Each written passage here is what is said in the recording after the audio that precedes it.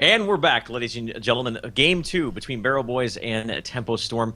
Some of the top North American teams, as Tempo Storm being the pretty much dominant North American team, dating all the way back to July of 2014. They've been on a little bit of a downward slope, as in the Titan Arena, which was the MLG-sponsored tournament, which was run by the handsome Sham 2. They lost to Cloud9 Maelstrom in the grand finals in a gruesome best-of-5 match, 2-3. Then drinking the unfamiliar waters, the salty waters of defeat, they went ahead and got themselves into the most recent European ESL Go for Heroes week number 13, where unceremoniously they departed quite early on in the round of 16, falling to Dignitas. So unfamiliar trending coming out from Tempo Storm, a team we know as being dominant, we know as pulling out just phenomenal new level strategies. They have a tendency in their drafts to transcend what is known in the meta at the time and pull out these strategies that are just so well coordinated, so well crisp, and really surprise teams right at the drop of the gate. So I love watching this team. However, with Barrel Boys, they have been kind of the number 2 team, number 3 team for quite some time, and they've been on a tear. They won ESL Go for Heroes week number 13. They won week number 14. They're undefeated in the ESL majors, going 5-0, the top seed team. So they are looking for that, to get themselves on the throne. The Barrel Boys are looking to get themselves that reign that Temple Storm has had for quite some time, Haas, and I can't wait to see if they're able to do it here going into the second game. Yeah, Tempo Storm coming into this one with the lead. We are now moving on to Garden of Terror, and much like last time, we had Dreadnought's Kerrigan, which jumped out at us. This time, it's on the other side of Barrel Boys. Yes. Nova. Yes, I saw that. Let me change the names real quick, because I forgot to switch them up. Production, hashtag production, ladies and gentlemen. So, we can't see... Let's try and imagine what was banned here. We can't see Sergeant Hammer. Yep. We can't see Valor. We can't see Malfurion, but I can't see that being a ban. Yeah. What else can't we see? There's no Nazebo. Yeah, there wasn't a Nazebo last game, though. That's correct. Yeah. There's no Malfurion. Trying to think, I don't know. I will definitely get in contact with one of those guys and see what was banned. With the Nova coming out. Yeah, it must be Vala Hammer. I think it has to be Vala Hammer as well. With the Nova pickup, I agree. Yeah, Vala to me is like the perfect balanced hero right now. Never banned, picked like what 95% of the time. Yeah, something like it's something like that. In the MLG Titan Arena, which was last Saturday, when she was first picked, she had a 100% win rate. Yeah, it's 100% win rate. Vala is a hero that is just, in my eyes, balanced. Always picked, never banned. Simple as that. Yeah. Maybe a lot of that has to do with how there's so much priority on certain other heroes. I mean, I feel like I would love to see the win rate between like Sergeant Hammer and Vala in competitive games and see who comes out on top. Because I actually feel like Vala would have a higher win rate than Sergeant Hammer, even though Sergeant Hammer more than likely is bound out more frequently, as well as the Nazebo Witch Doctor as well. But without that, looking at these drafts as a whole, who do you favor right now, Haas? We've kind of got the aspect of if Tempo Storm let Nova just walk into the back line, then that is a dead Jaina. If we let Illidan find Nova or Tychus, that's going to be a dead assassin. So it's going to be about keeping your damaged sources alive. Rhaegar by himself won't be able to do that. We expect Tasta to take the healing ward to compensate. Whereas with Tempo Storm, they have the Uther on their side, they have Stitches, Diablo, they've got a big front line here. If they're able to just peel for Jaina and keep Illidan survived in that front line, then I suspect they could come through and win this. But Garden of Terror, anything can happen. It's going to be one of those games where we go into like the late parts of the game where one team fight decides something, one night time decides how the game goes. So guys, let's go ahead and get into this match. We're at 5 seconds replay time, correct, Mr. Boss Hoss? Yep. All right, so we're going to go ahead and go in 3, 2, 1. So let's introduce these teams on the left side of your map, ladies and gentlemen. Tempo Storm in blue. It's going to be Dreadnought on Uther, KO playing Jaina, Soldier playing Stitches, Arthalon playing Diablo, and Glarong playing the Illidan. And the right-hand side, Barrel Boys coming into this one 0-1. They're needing this one to essentially make it a BO1 going into that third map. We have Erho on the ETC. No Stitches for him this time. Kayunda taking Dreadnought's Tassadar away. Blinks, McIntyre, and Trummel on this bottom lane. McIntyre not playing the Zeratul this time, playing the other stealthed StarCraft hero on Nova, who was used to seeing a lot in competitive play because she could just go in, kill someone, and jump straight back out. She still has the capability to do that in the late game at Yes. level 20, pending the certain build. So I haven't seen Nova picked up seriously in a very long time. And Tychus, who is a hero who, after the Lost Vikings patch, really fell off due to a big conglomerate of changes that he got, considered both buffs and nerfs. And he's definitely been making a big resurgence here in the North American meta, specifically with the Overkill build. And obviously, it is already looking like the Tychus player, Trummel, is trending to go with that build at level 1, picking up the armor-piercing rounds. I casted some EU HPL the other night with GXX Shocks, and there were opportunities where Tychus could have, and in my eyes, should have been picked. But it seems the EU meta just strongly dislike him right now. We've been seeing Reyna picks above Tychus. Oh, wow. Trummel's got to be careful, though. He does get overpowered into the Shadow Charge, but Diablo is going to be the one going down, overextending a little bit too much, which is definitely one of the weaknesses of that hero, is when Diablo does initiate, if he puts himself in a bad position, he can just be taken advantage of and blown up in a manner that we just saw right there. So, First Blood, going the way of Barrel Boys. Nothing too significant, as First Blood in this game doesn't mean too much unless you're able to translate it into a mercenary camp objective or by denying the enemy soak. The first nighttime is here, an aggressive rotation from Barrel Boys and from Tempo Storm, respectively. Kayonda having a dimensional shift out of there. Glarong is getting stunned up with the power slide. He is going to jump over the seed camp and be able to get away just safely. And after that initial aggression, nothing really comes of this. Arthalon getting tickled a little bit in the mid lane by McIntyre. But apart from that, both sides trying to take their own seeds. 3 of them were stolen away by Tempo Storm. Up in top as Erho is going to find some aggression. Should be able to get out of that one as ETC power sliding to safety. Just making a playful tune as he does so. Now, teams will start to turn their attention to, of course, these big shamblers, which consist of 60 seeds each. So looking at the build from the Tychus once again at level 4 is the Melting Point. And even though he picked up Melting Point, which might be trending to the more orthodox Odin build where you see Stone Skin and First Aid respectively once he hits level 13 and 16, Melting Point is still an incredibly strong talent for pushing. The amount of damage that it does to buildings once they hit that mid-late game scenario is just absolutely absurd. The siege damage that Tychus puts up with that talent is insane. KO's got to be careful, though. Jaina is really squishy and dependent on good positioning. And KO initially got caught out there. Now McIntyre, actually the one who got caught out, and Diablo, both to go down, a 1-for-1 exchange, a big fight over this Bruiser camp. And we're going to see who gets it here. Blinks in trouble, able to keep himself with a Chain Hill, and Soldier, unfortunately, getting a little greedy there. Blinks might be going down to the Envenom he does, but they are able to pick off the Jaina nonetheless. So a 3-for-1 exchange. Tempo Storm also able to pick up the Bruiser camp. Definitely a positive outcome for Tempo Storm right there, Haas. I believe you mean Barrel Boys. I'm sorry, Barrel Boys. I apologize. Yeah, they got the 3 for 2. They were able to take down 3 members, only losing McIntyre and I believe Rhaegar, which is Blinks. So a good start for them. They're going to grab the Shambler, which will put them on to 87 seeds, and now they need to go up to top and steal away 13 of those precious little garden seeds as KO and Glaurung try their best to take this one as quickly as possible. They actually got to Arthalon in mid and pick up that kill. And they don't care for seeds. They know that no matter how many there are on the map, Tempo Storm aren't going to get a Terror. They're in fact going to go and try and fight this one as Glaurung and KO do expose themselves. So looking at the draft compositions as we are not too far off from Sitting Heroics here in the next couple of minutes, I feel like the Nova pickup is maybe a little bit to deal with the Jaina.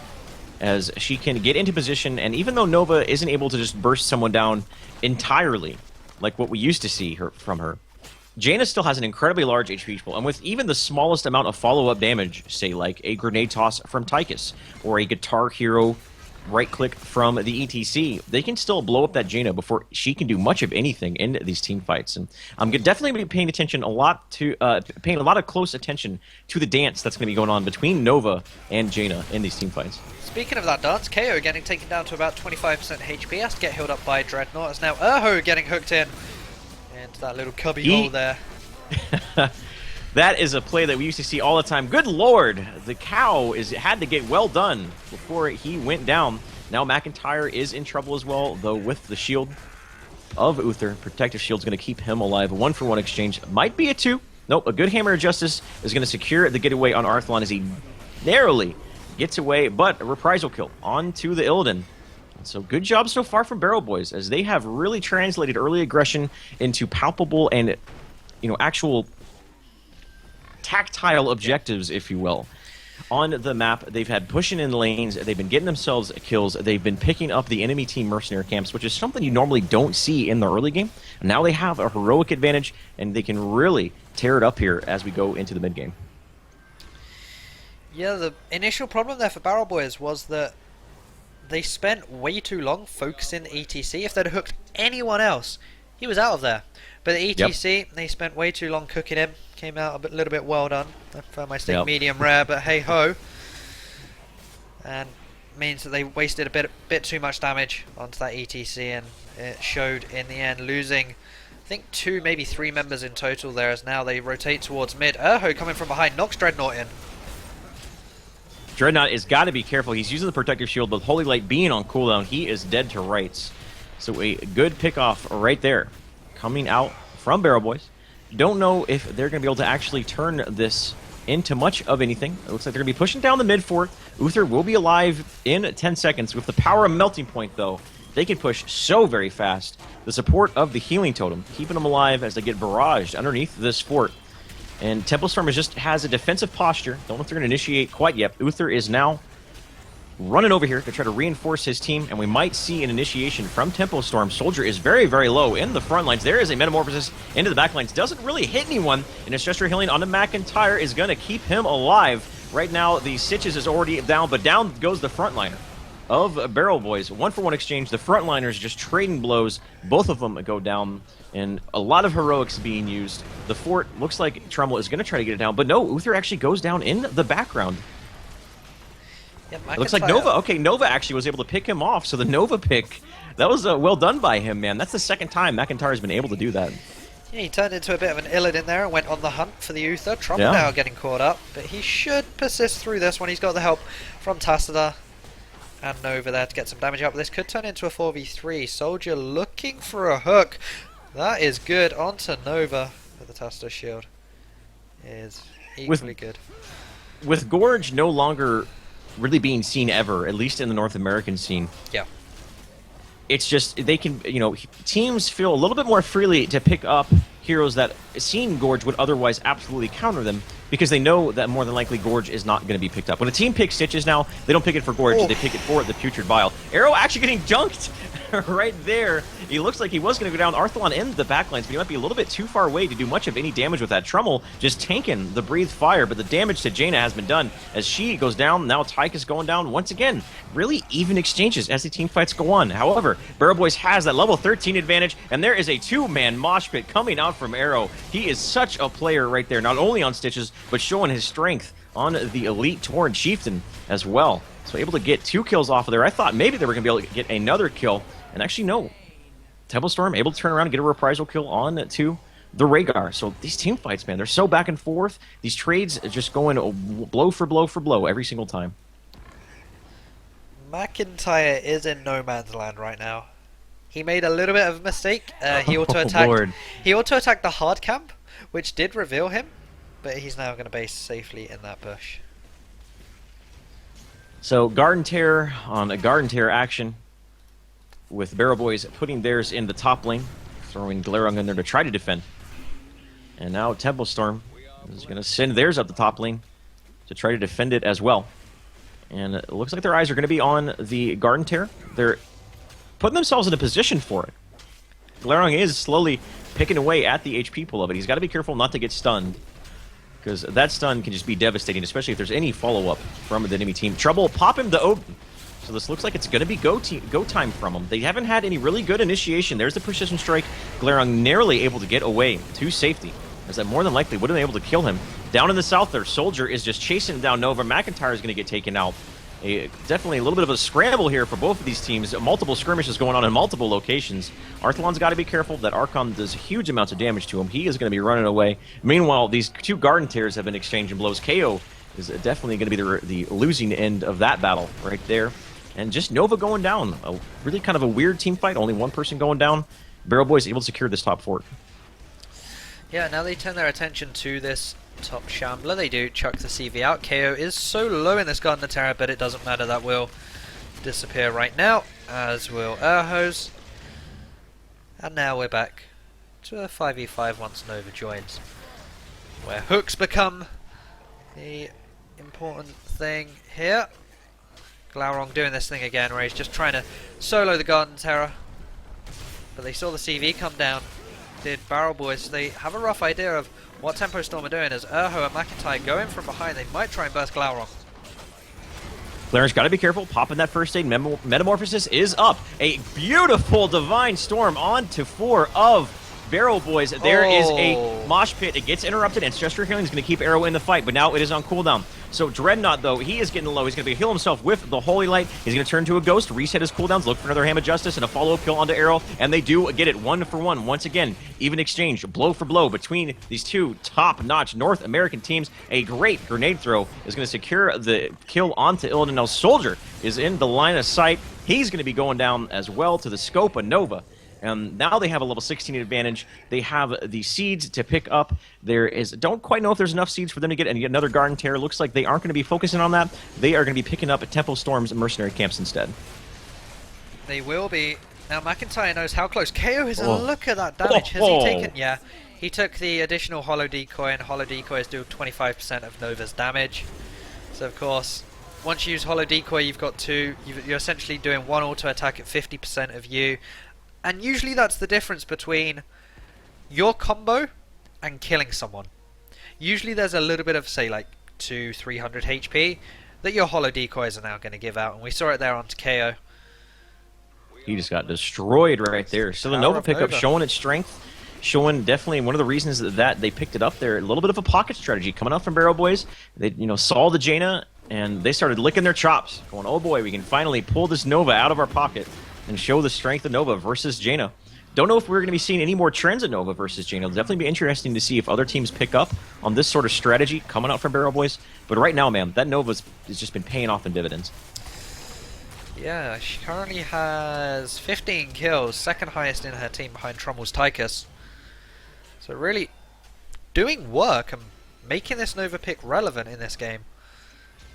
Level 20, I would probably expect Rewind to come out on Nova. I don't see why there'd be anything else. Yeah. Could you imagine that damage, but twice?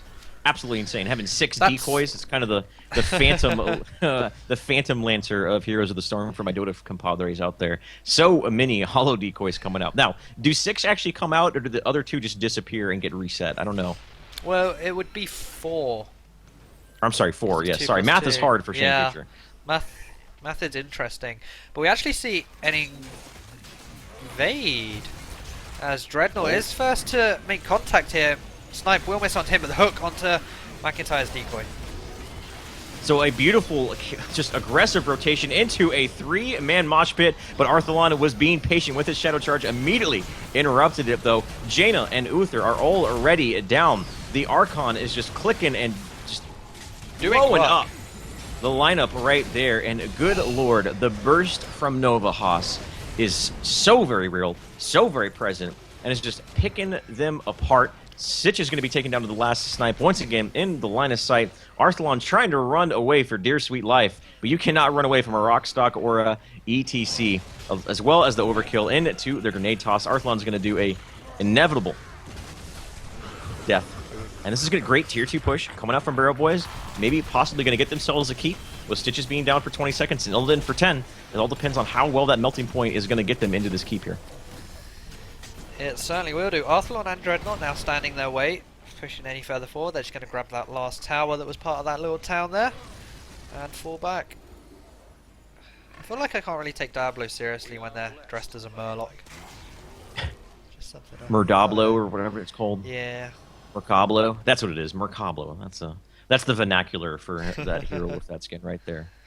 So what I'm looking at right now is looking at the seeds, bottom right corner of the map. Of the monitor rather. Yep. Is 91 seeds to 69. If Barrel Boys are able to get themselves another great team fight or level 20, probably not before the next nighttime. All depends on how well they soak and if they get themselves kills.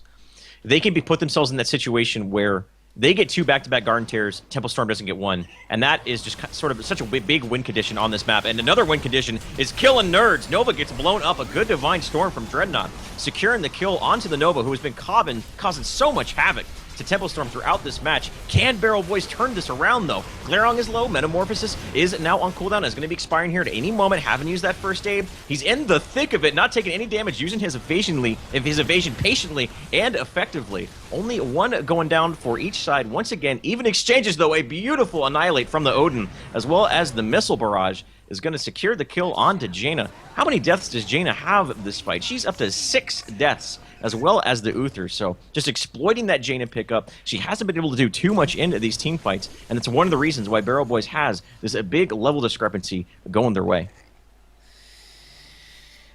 Certainly so. 2 levels, in fact, in favor of the Barrel Boys, and this Nova pick really doing work. I know, like, there's just so much damage coming out, and that's just gonna more or less double at level 20 minus the precision strike. And Tempo Storm are gonna have to do something to try and stop that. They might just have to throw someone at Nova.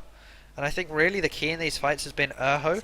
He's been holding on to those mosh pits until he can get a good at least 3-man. I don't think there's been a fight where he hasn't got a 3-man mosh pit. The main problem is the Diablo, though. Diablo being able to charge in and stop it, but even so, the few seconds that Urho gets is enough for Nova to do her thing. So, Barrel Boys picking up this Garden Tear. And this might get themselves... Yeah, I'm pretty sure it will. It's going to be close. Yep. So now, Barrel Boys are in prime position to take this anthill and turn it into a mountain, as they are going to get this keep into mid lane inevitably. Get level 20 with the keep going down. Level 20 power play on top of having 2 Garden Tears back-to-back. But the big thing that Temple Storm did right there, Haas, they secured themselves a Garden Tear as well. If they had any hope of living through these double Garden Tears that Barrel Boys has available to them, it was getting themselves a Garden Tear. They were able to achieve that. Good hook onto Arrow. He's going to be able to get away, though, as he did get polymorphed in the process. So this is looking good for Barrel Boys. Temple Storm is a team known for their perseverance, known for their fortitude, and if they're going to pull something off, it's going to be them. So essentially what Tempo Storm have done here is they need to decide how much they're willing to lose, and it looks like Arthalon may be on that list as well. He's going to get picked off. He got a little bit too overzealous, and with the overkill coming from Tychus, just got tore apart with that barrage of bullets. Level 20, Garden Tear. 2 keeps being taken down here. Temple Storm seems like they are just in a little bit of a panic, a little bit of a hustle to try to find something. Because if they need to find it real quick, being down 2 levels at this point in the match is devastating. Yep, 5v4 Their Garden Tear is as still well. at about half HP though. There's another Garden Tear waiting at spawn though for whichever member of Barrel Boys wants to take it out. They'll probably just wait till Trommel's Odin disappears, then they'll go get the Terror, re-engage after it. But right now, McIntyre is hunting. Ladies and gentlemen, that right there is the strength of this ability right here. Rewind at level 20. It was taken away from Nova after Nova was just deemed overpowered with Rewind at level 13 and gathering power. But now at level 20, she has it once again. She's that late game beast, man. Once she hits Rewind, if she's able to get to level 20, they just blew Stitches up. Stitches down for 28 seconds. The Garden Tear on the side of Temple Storm. at about 1/3 HP, 40 seconds left over. Like, that's not. I'm sorry, Barrel Boys has one of two choices they can make here. Are they going to be aggressive and try to end the core by the time Stitches respawns, or are they just going to wait for Glairong's Garden Tear to be down? And there it is, going down right there. Trummel taking a lot of damage, but he's going to heal himself up with the first aid and the strength of that Rhaegar chain heal. Arrow goes in there immediately. Mosh Pit interrupted. Arthalon has been on point with those shadow charges. And there is the Kona Cold root. Arrow's going to be topped up with the Ancestral Healing. Glairong has got to be careful. He's so very low. Looking for a Metamorphosis. Dreadnought, though, going to get taken out. Glairong is very low as well. He's going to use Evasion and sweep himself out of there. Oh, Arrow gets dunked underneath the core. He's so very low. Can they keep him alive? Metamorphosis from Glairong trying to chase him down, but it looks like a little bit of an overextension as they can't bring down the cow. He is just too rockin'. And this right here might be the game for Barrel Boys. With that Odin going down, a Garden Tear at about 2/3 HP, this is going to be going to a game number 3 here, Haas. It will be indeed, and what more could you ask for from the two best undisputed teams in North America? Tempo Storm and Barrel Boys. We're going to be going to a game 3. This best of 3 is now essentially a best of 1, and this is only a league game. This is only the HPL Season 2 game. It's not playoffs, it's not anything like that. This is a standard game. Everyone plays their share, and if all games were like this, then Heroes would be so much more awesome. But third map hype. Hey man, I have to say, since I've been casting Heroes of the Storm for the better part of about 6 months now, and the quality of games that have been coming out from these teams exponentially is just getting better. Week by week, and I love it, especially now that we're starting to see a lot more competitive teams in North America. It's been known for a while that the European scene is much more saturated with talent than North America. Not to say that European is better, per se. Tempo Storm definitely put up a big contention in 2 weeks ago in the ESL Go for Heroes, where they got second place, almost got first place, worth a 200 ping nonetheless. Just saying. It's about 130, 140.